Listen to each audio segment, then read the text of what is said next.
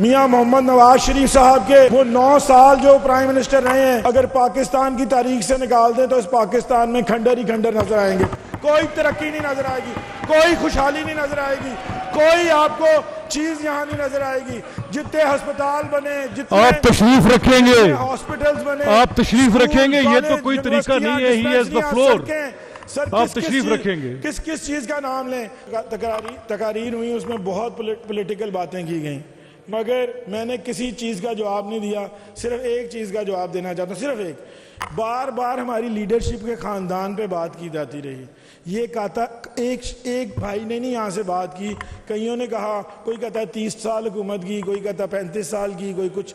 मैं इनको बताना चाहता हूँ कि मियाँ मोहम्मद नवाज शरीफ साहब 1990 से लेके 93 तक वज़ीर आज़म रहे।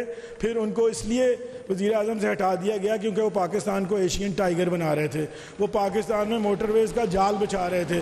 फिर मियाँ साहब नवाज शरीफ साहब 1997 से 1999 तक 2 साल वज़ीर आज़म रहे, तो ऑल टुगेदर 5 साल हो गए। और इस दौर में उनको इसलिए हटाया गया नवाज शरीफ साहब को क्योंकि उन्होंने अमेरिका की आंखों में आंखें डाल के एटमी धमाके करके पाकिस्तान को आलम इस्लाम की पहली एटमी ताकत बनाया। फिर नो क्रॉस टॉक्स, अपनी बारी पे आप कर लेंगे। फिर जनाब स्पीकर उसके बाद अल्लाह ताला ने मौका दिया, अल्लाह ताला ने मौका दिया। और हाँ सर, ये अब जिला वतनी पे भी बात की गई, मैं वो भी थोड़ा सा बता दूं। ये कहते हैं कि उस वक़्त के वो जो जनरल परवेज़ मुशर्रफ थे, उनका जहाज़ इनमें से 2-3 लोगों ने कहा इंडिया में उतारने की कोशिश। इंडिया से हमारा क्या ताल्लुक़ था?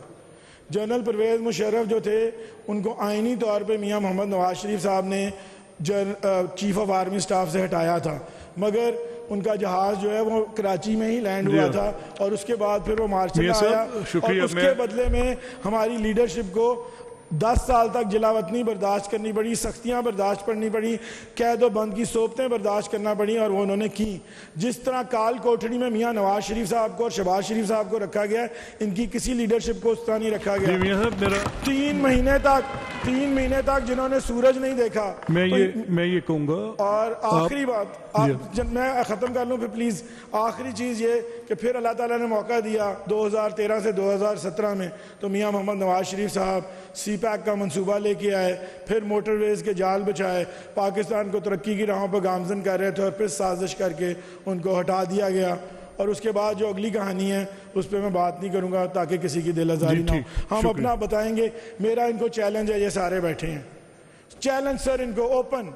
ये जहाँ मर्जी किसी चौक में, चौराहे में, असेंबली में, जहाँ हमारे से मुज़ाकरा करना है बैठ के कर लें कि अगर मियां मोहम्मद नवाज शरीफ साहब के वो 9 साल जो प्राइम मिनिस्टर रहे हैं, अगर पाकिस्तान की तारीख से निकाल दें तो इस पाकिस्तान में खंडर ही खंडर नजर आएंगे। कोई तरक्की नहीं नजर आएगी, कोई खुशहाली नहीं नजर आएगी, कोई आपको चीज यहाँ नहीं नजर आएगी। जितने अस्पताल बने, जितने आप तशरीफ रखेंगे, हॉस्पिटल्स बने, आप तशरीफ रखेंगे, ये तो कोई तरीका नहीं है। He has the floor. Sir आप तशरीफ रखेंगे, किस किस चीज का नाम लें? तो सर मैं इनको कहता हूँ, ये जहां मर्जी हमारे से मुज़ाकरा कर लें, बैठ जाएं, और ये भी बताएं ना, अल्लाह ताला आज 13 साल हो गए KPK में, दिवालिया निकल गया KPK, 400 अरब का डेफिसिट बजट दिया है, हमने 910 का सरप्लस दिया। सर फेडरल गवर्नमेंट में आए तो उस पर मैं नहीं बात करता क्योंकि मेरी आज आपसे कमिटमेंट है कि मैं सियासी नहीं करूंगा, मगर सर मेरी लीडरशिप को इतना कुछ यहाँ से कहा गया उनको। करप्शन पे बात की सर, इन्होंने करप्शन के इल्जामात लगाए। सर करप्शन में जब मियां नवाज शरीफ का दौर था तो पाकिस्तान 180 मुल्कों में 197वें नंबर पे था। इनके दौर में करप्शन में पाकिस्तान 140वें नंबर पे, हाईएस्ट एवर करप्ट गवर्नमेंट, जो उधर लिखा हुआ है, अगर ये खोल के पढ़ लें जाके। अच्छा चलिए ऐसे करते हैं मियां साहब, आज आपने बड़ा अच्छा किया। सियासी बातचीत चाहे जितनी मर्जी सख्त हो, आज आप बहुत अच्छे पैराए में बात कर रहे हैं, मैं आपका शुक्रिया भी अदा करता हूँ। बिलो द बेल्ट बात नहीं होनी चाहिए, हकाइक पे और नंबरों पे। अगर करप्शन का इल्ज़ाम लगे तो मुआवजे पे बात करनी चाहिए। आपने जो अपना किया उसका बताएं, अगर उनके पास कुछ बताने को है वो अपना बताएं, बिल्कुल जी। लेकिन किसी की बिलो द बेल्ट। देखिए मैं एक बात बता दूं, मैं एब्सोल्युटली आप हम कोलीग्स हैं आपस में। कल का एक बड़ा अनटूवर्ड इंसिडेंट है बिटवीन SN एंड अवैस। इसके अलावा भी जो बातें मैंने आज सुनी हैं, मैंने पहले नहीं सुनी थी। Please don't bring your leadership, their families into your debate unnecessarily and don't blame them for what you don't know.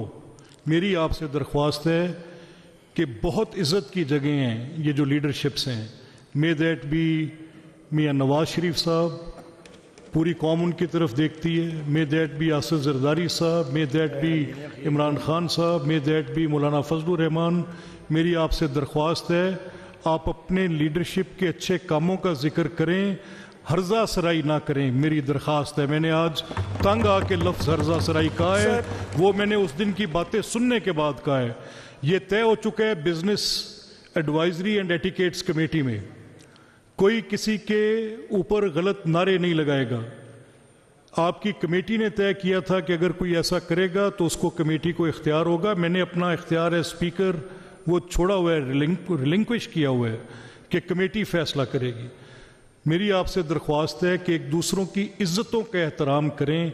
हम सब सांझी इज्जत के मालिक हैं, सियासत करें, उसके अंदर ये प्रागंदगी नहीं आनी चाहिए, मेरी दरख्वास्त। सर मेरी आखिरी बात वही कि जब चाहें जहां चाहें हमारे से मुनाजरा कर लें, ये भी बताएं कि इन्होंने इस पाकिस्तान की तामीर और तरक्की के लिए क्या किया है, हम भी बताएंगे कि हमारी लीडरशिप में पाकिस्तान की तामीर और तरक्की में क्या हिस्सा इसी हाउस में रख लेंगे, हाउस में सर बेशक रखें। ठीक है जी, we are ready to answer everything. Thank you very much, thank you ji.